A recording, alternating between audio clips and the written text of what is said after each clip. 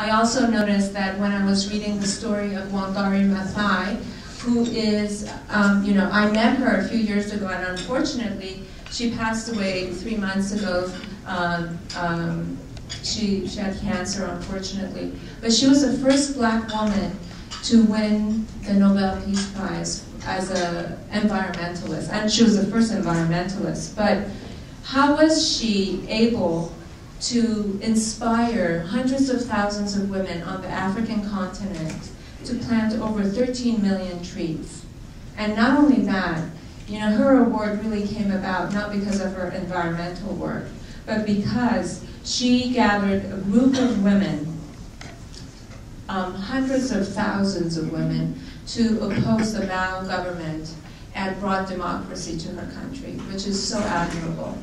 Then we have Amma, the hugging saint of India, that, I've told my friends a few of those stories, but you just imagine, I'm going by Wilshire Boulevard and I see these posters saying, Amma, Amma, and the curious person that I was, I Googled her, and I found out that she's a living saint.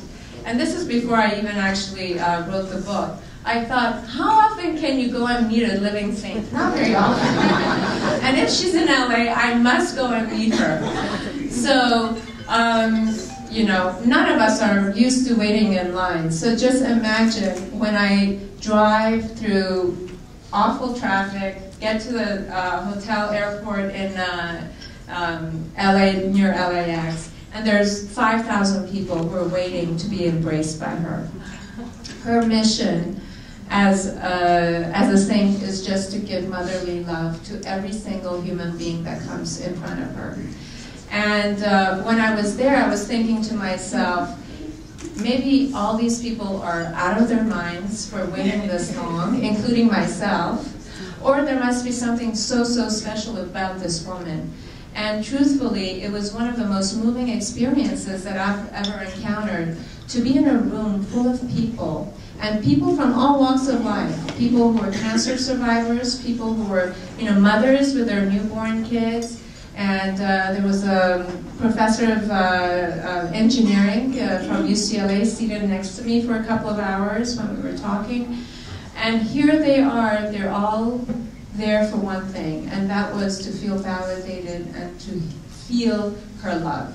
And with the money that she has raised, she has built orphanages, schools, all over, and hospitals all over India. So what is it about Amma, or what is it about Wangari that really sparks and ignites the goodwill of so many other people to join in their vision? And again, what it comes to is that if you feel very passionate about your vision, if you feel so passionate about what you're doing, and you're committing yourself, and you have that sense of faith that you will be able to overcome the obstacles that come near you. One really interesting quote that Master Cheng Yen once told people, when she said that she was going to build the Mayo Clinic of the Far East, and this is from a woman who didn't know anything about medicine, and they said, well, how are you going to do that? And she said, don't underestimate the power of smallness.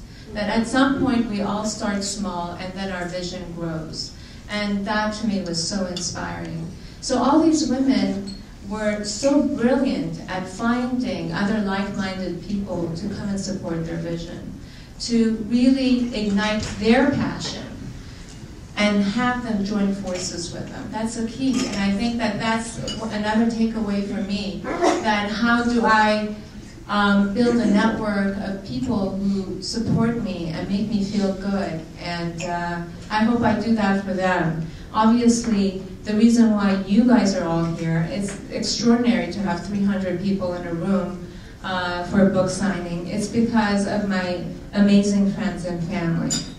They're my biggest cheerleaders and the biggest ambassadors for my work and for who I am, and I'm so indebted to them for everything that they've done.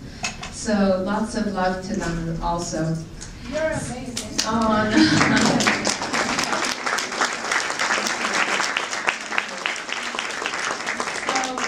So the final thing that I want to talk about in terms of message. I know that all of you are here either in support of me or the friends who have asked you to come in support of friends, but I really hope that you leave really in support of the message. And the message is that everyone has something very, very special to offer in this world.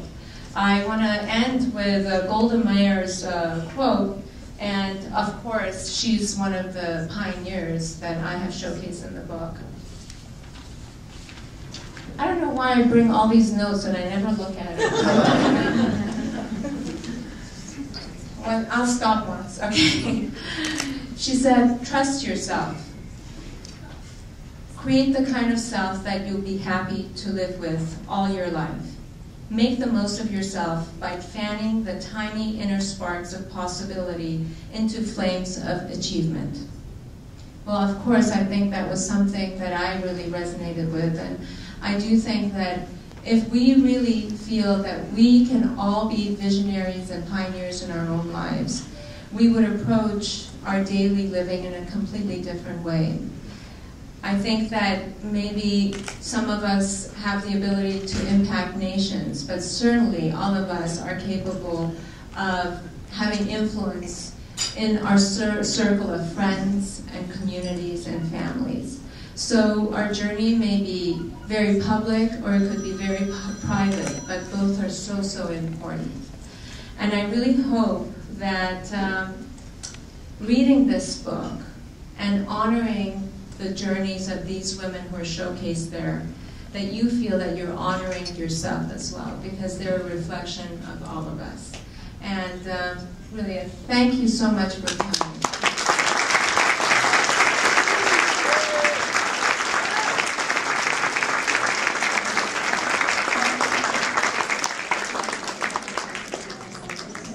Well, please enjoy yourself.